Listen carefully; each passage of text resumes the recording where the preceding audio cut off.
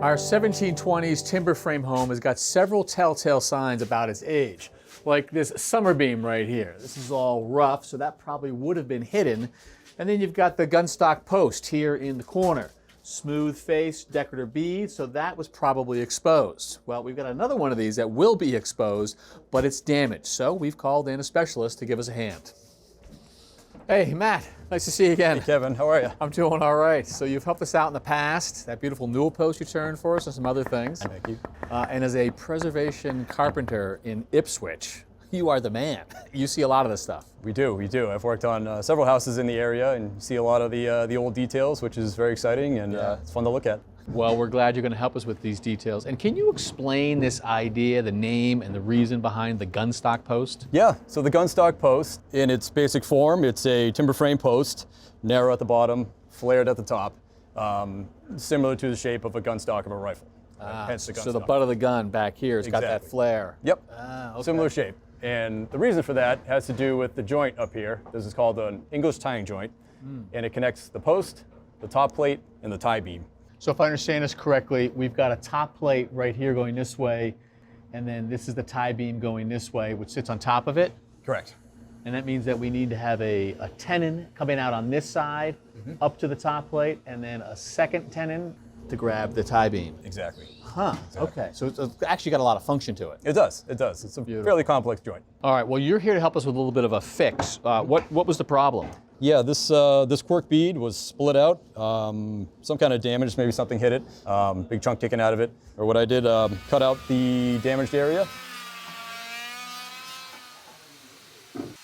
Glued in a new piece of eastern white pine, same species. I let the glue dry, and we're ready to start shaping it. So first thing, we'll just kind of clean up the glue a little bit.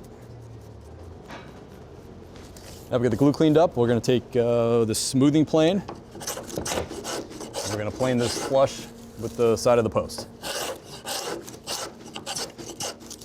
She removes quite a bit of material. It does. You set it pretty aggressive, they'll cut it pretty quick.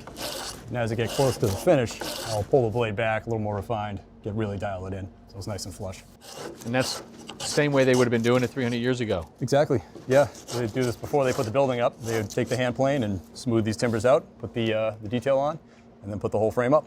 And it looks like the old timer actually left his old plane too. He did. Sometimes the old tools are just as good or better than the new ones. So I'll give that to you. And now I'm just going to refine it, get it nice and flush with a more refined hand plane. There's a little more thin shavings. See one of those. Paper thin. It's actually translucent.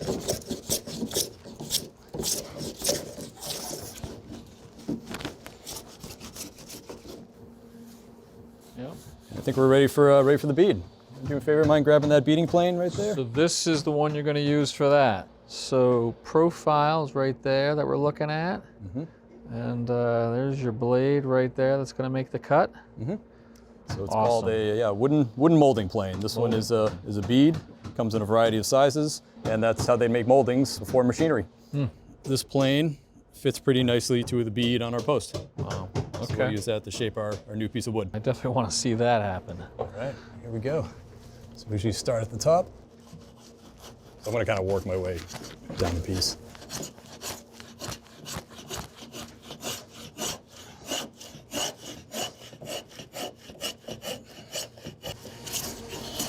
Matt, I would have started at the bottom and worked my way up. Why'd you work at the top down? Yep, so the reason for that, we like to establish that cork. It gives the plane a little track to ride in. And then once you've got the track, now you can go Then up off and you down. go. Yep. You like that? Yeah, right now it's pretty good to go. Probably a little bit of sandpaper. We could take some of that fuzz off, but at this point, it's shaped. Yeah. It's matching the post. Shape and match for sure. I mean, look at that. That is just sort of uniform. Okay. Yeah. So when you're working with the homeowners, how do you typically dress it up in terms of the look? Because this is obviously such an apparent patch. Right. So there's two options you could do. You could just leave it and show off the repair. Say it's part of the history, Right. which is one great option. Another one is to try and stain it to match. We'll do that a lot on doors that we patch, things like that. So I believe in this case we're going to stain to match. So Gotcha. So sand around, stain, bring it all in one. Yeah. Cool. So that might get a little darker than the other side. But, Awesome. Well, yeah. great lessons, Matt. Always good to have you back. Thank you for the help. Thank you. Appreciate and it. some real artistry there. Appreciate it. Of course.